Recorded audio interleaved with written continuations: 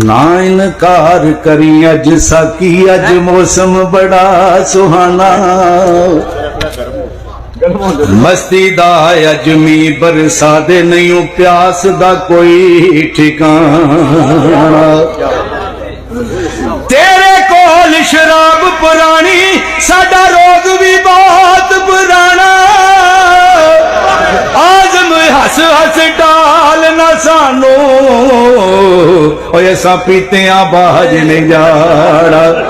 गल सारी इश्क दी आ। मैं पहलों भी ये गल की कि आप पैसे ना भी दवोगे ना तो मैं फिर भी पढ़ना ते हर चीज जी पैसा नहीं ऐ सरकार बैठे दवा दे देन अल्लाह की कसम सब तो वड्डी गल होगा ते गल इश्क दी है तो सरकार फरमाउंदे ने तू की जाने सारी इश्क दी ना तू इश्क दे वेड़े बड़ियो ना तेरी अख लगी किधरे ना तू इश्क दी अग विच सड़े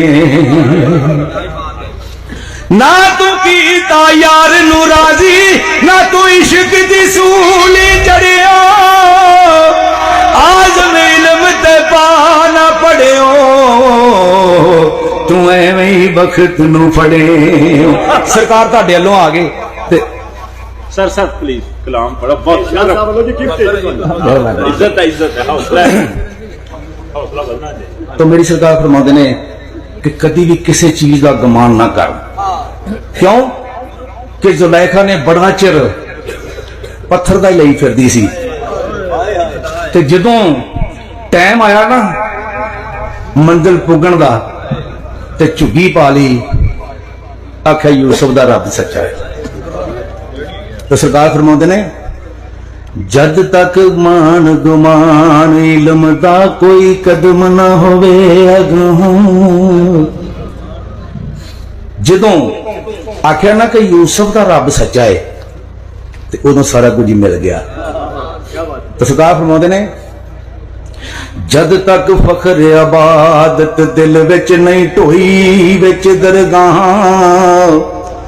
जद तक मान गुमान इल्म दा कोई कदम ना होवे अगां कीते जतन हजार जुलेखा ना यूसुफ करे निगामा आज़म वसल नसीब होया सो जदों रुलन लगी विच रामा। आ जिहड़े पैसे आ ना एक हत्थां दी मैल है जदों चार किसी को आंदे नूं आंदा मेरा प्यो दादा भी रईस आ ते 2.5 दिन जदों जवानी दे आंदे आंदा मेरे वर्गा कोई नहीं लेकिन अल्लाह जानदा कुछ भी नहीं जी। तो सरकार फरमाउंदे ने ना ए माल खजाने तेरे ना हुस्न जवानी तेरी जिस दा माल उसे ही ले जाना तेनू एवें ही हिरस वदे पराई शह दा मान की करना जड़ी ना तेरी ना मेरी आज़म सब कुछ छड़ छड़ा के असा जावड़ नाई बिच तेरी। क्यों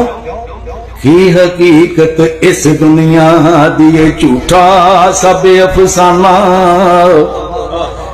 जिस ते एडा मर मर जावे सारा ही माल बेगाना